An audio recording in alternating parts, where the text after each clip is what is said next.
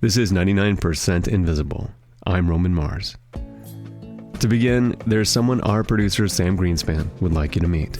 Can you say who you are and how you know me? I'm your grandmother. My name is Jean Greenspan. I'm Sam Greenspan's grandmother. Jean Greenspan is my father's mother. I call her Grandma Jeannie. She grew up during the Great Depression, and because her family got a lot of help from FDR and the New Deal, Grandma Jeannie is a Democrat. Always has been, always will be. Grandma, have you ever voted for a Republican or anyone who wasn't a Democrat? No, not at all. No, never do that. Always vote for a Democrat. And so on the first Tuesday after the first Monday in November in the year 2000, Grandma Jeannie hopped on her three-wheel bike and pedaled over to the community center in her retirement village. And she did what she always does. She voted a straight Democratic ticket. Or at least she thought she did. Grandma, can you tell me where you live? Oh, I live in Century Village, West Palm Beach, in Florida. And in what county do you live in? What county? Palm Beach County. An election in turmoil, a presidency in the balance. Who will emerge the winner in the historic Florida recount? I believe the people of Palm Beach County have entrusted us to voice their right to participate in their government. I move that this board conduct a manual recount of all the ballots for the presidential election for the year 2000. The election was close, but tonight, after a count and yet another manual recount, Secretary Cheney and I are honored and humbled to have won the state of Florida, which gives us the needed electoral votes to win the election. As a quick refresher, the 2000 presidential race between Republican George W. Bush and Democrat Al Gore came down to contested votes in Florida. And one of the four counties at the center of the controversy was Palm Beach County. Voters were using paper ballots, where you indicate your choice by punching out holes with a metal stick. Palm Beach County's ballot, known as the butterfly ballot, had choices of candidates spread over 2 pages, with the holes to punch out in between them. But some found the layout confusing. Voters who wanted to cast their vote for George W. Bush had no problem. It was clear that the correct hole to punch was the very first one, right at the top. But there was some ambiguity about which was the right hole to punch to indicate a vote for Al Gore. Was it the second one down right after Bush, or was it the third one down? Gore was actually the third one down. The way the ballot was set up, some voters who believed they were voting for Al Gore actually cast a vote for Patrick Buchanan. Buchanan being the extremely conservative Reform Party candidate. And there was also a problem with the physical ballots themselves, namely the chads. When you punch a hole in something, the chad is the little piece of paper or cardboard or whatever it is that gets punched out. And in theory, it should be completely punched out. But sometimes it just doesn't happen. Sometimes the chads hang on. And in the case of the 2000 election, if the chad was still hanging on, the ballot counting machine couldn't always read the ballot. And for the people who would eventually count them by hand in the recount, the auditors had to interpret the intent of the voter, and these hanging chads became quite infamous as well, because in retabulating the vote, you had to make assumptions about whether a hanging chad was a vote for a particular candidate or it was a mistake. That's Eric Heron. My name is Eric Heron, and I'm the Eberly Family Professor of Political Science at West Virginia University.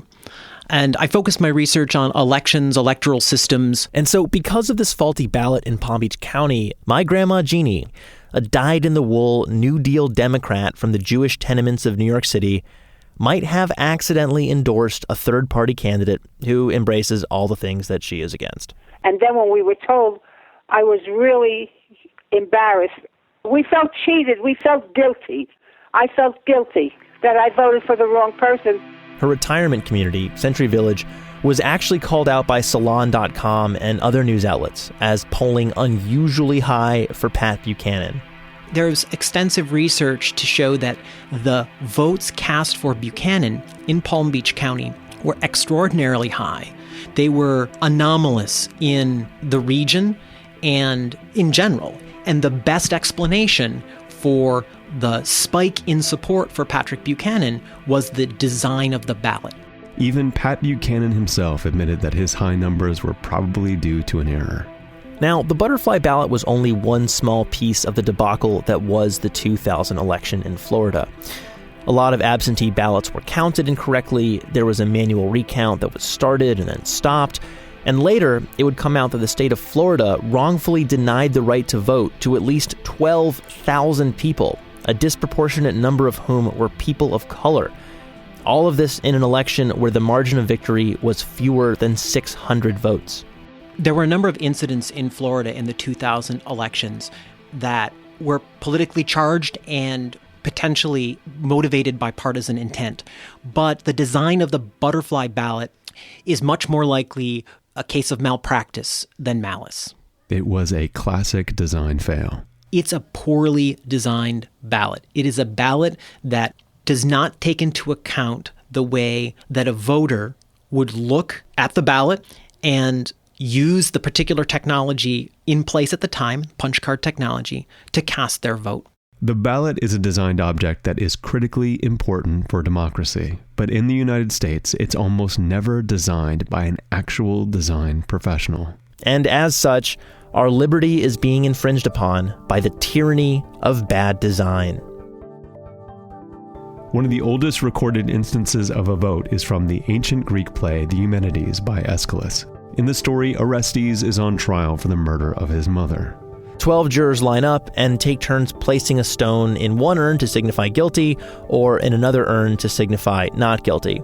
And this motif of the stone as a marker of a vote, it's an image that's stuck. And the Greek word sephos, which means small stone or pebble, is the root of psephology, or the study of elections. And as Eric Heron tells it, himself a psephologist, the whole stone in the urn setup was not too different than how elections in the United States were originally conducted. So in the early U.S. elections, you will find voters casting a voice vote. They physically had to make their way to the polling place and announce their vote. And one of the things you do sacrifice is the privacy of your vote. Individuals know who you are voting for. And what that can engender is pressure on voters to support one candidate or another. And the polls were not calm places with orderly lines. You could be badgered and pressured into voting a certain way. Early elections in the United States often featured liquor and violence and fraud.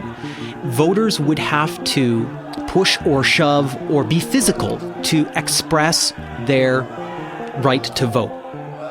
In fact, an election could be so raucous that it served as an argument for some against women's suffrage. Elections were deemed as inappropriate for women to attend. Then, in the late 1800s, election supervisors realized that having people vote by speaking their choices aloud was a terrible idea. The lack of privacy could lead to coercion, and those who did vote their conscience had no way to verify that their vote was being recorded accurately. And this all led to the advent of the paper ballot, called a ticket. But unlike the ballots we have today, these were printed not by the government, but by political parties. Political parties would print their own ballots that voters would take with them to the polling place. Now, these could be printed in newspapers, they could be printed by the parties themselves and distributed, and the voter would turn in that party ticket. The party tickets would generally only have the candidates from that party on them. So if, say, you wanted mostly Republicans, you go get a Republican Party ticket, and then you cross out the candidates that you don't want, and then either write in or literally cut and paste pieces of paper with your candidates' names onto that ticket. And this is the origin of the term to cast a split ticket or a straight ticket. But this system also had problems. For one, parties could make tickets that looked like those of their opponents, but actually had their own candidates listed, duping voters into voting for the wrong party. Non-standard ballots also created other opportunities for shenanigans, like racketeering schemes, which facilitated a whole black market of buying and selling votes. And so the party ticket system wasn't creating fair elections either. So in the late 19th century, there is an innovation that is imported from abroad. It's called the Australian ballot. And the Australian ballot is a government printed ballot that is distributed to voters who come to a polling place, and they cast their ballot in private. And this Australian ballot system was a game changer. First of all, we started treating ballots more like currency. Administrators have to store them securely. They have to store them safely. They have to maintain a clear chain of custody over them to maintain the integrity of the election process. They're often printed on special paper to undermine counterfeiting or efforts to commit fraud. And with the Australian ballot as a point of departure, polling places in the U.S. began to see new machines that interfaced with the official government-printed ballots.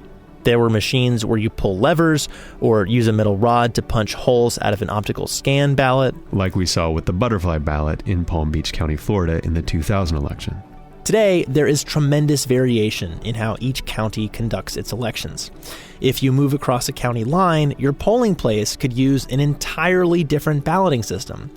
Because here's the really crazy thing about elections in the U.S. Unlike much of Western Europe, and Canada, and Australia, South Africa, India, and most other industrialized democracies, the U.S. runs its elections at a hyper-local level. Because the U.S. decentralizes this whole process, you have a patchwork of election procedures all across the country. And it can vary at the county level or even within some counties as to how ballots are counted and processed. We do this because that's what the Constitution tells us to do.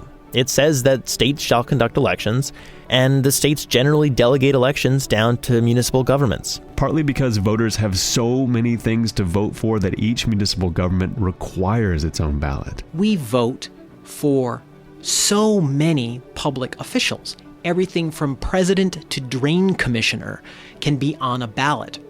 Yeah, in Michigan, I grew up in Michigan, you can vote for county drain commissioner. And so, given that each county is responsible for running its own elections, every county is on their own. They could hire a designer to make the ballots. They could not hire a designer to make the ballots. It all depends on what each elections official wants to do. And that, more than malicious intent, may be how Grandma Jeannie and her ilk voted for the wrong guy in 2000. Exactly. Pat Buchanan is a religious fundamentalist kind of guy, not the sort of person that a bunch of Jewish grannies are going to be voting for. If you had tested out this ballot in a kind of pilot test or run what we call a usability test, even with just a few people, that this issue would have surfaced pretty quickly. That's Dana Chisnell. She's a user experience designer. And I do applied research about design in voting in elections. Dana, along with her colleague Whitney Quisenberry with the Center for Civic Design, have made it their mission to bring design theory and practice to elections. In election administration, usability testing doesn't get done. Pilot testing on these kinds of designs doesn't get done. So Dana co-authored a set of field guides to ensure voter intent. Design manuals for elections officials. And the very first one in the series was how to design usable ballots. So one of our recommendations is use lowercase letters, use mixed case. Mixed case print is just easier to read than all caps. This has actually been proven in studies. We also say avoid centered type. Centered type is for wedding invitations and wine labels. It really doesn't belong on a form, especially one like this. Other recommendations include using big enough type. In New York in 2012, I think, they used 6-point type on their ballots. It's not uncommon to find magnifying glasses in New York voting booths. The Center for Civic Design also recommends using one sans serif font. If you look at some of these ballots, they're they look like ransom notes. There are lots of different type families that are used. The whole thing is just basically screaming at you. And we can calm all that down quite a bit by just going with one sans serif font. The suggestions in the guidebooks for how to design a good ballot are akin to designing a good anything. When designers get a hold of these things, they're like, this is design 101.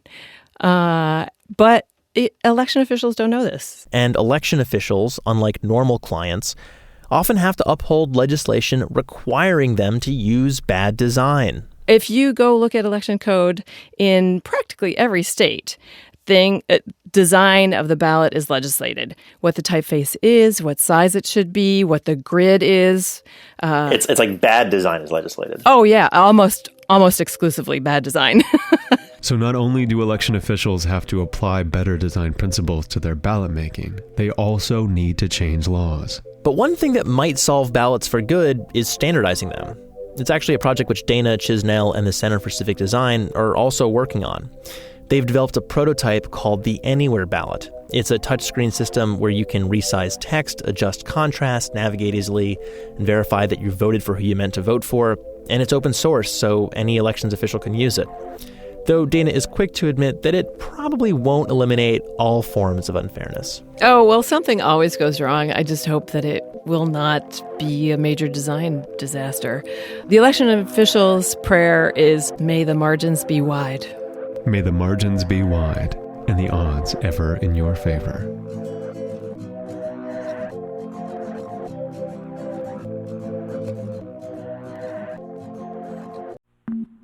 You can find this show and like the show on Facebook. All of us are on Twitter, Instagram, and Spotify. But to find out more about this story, including cool pictures and links, and listen to all the episodes of 99% Invisible, you must go to 99pi.org.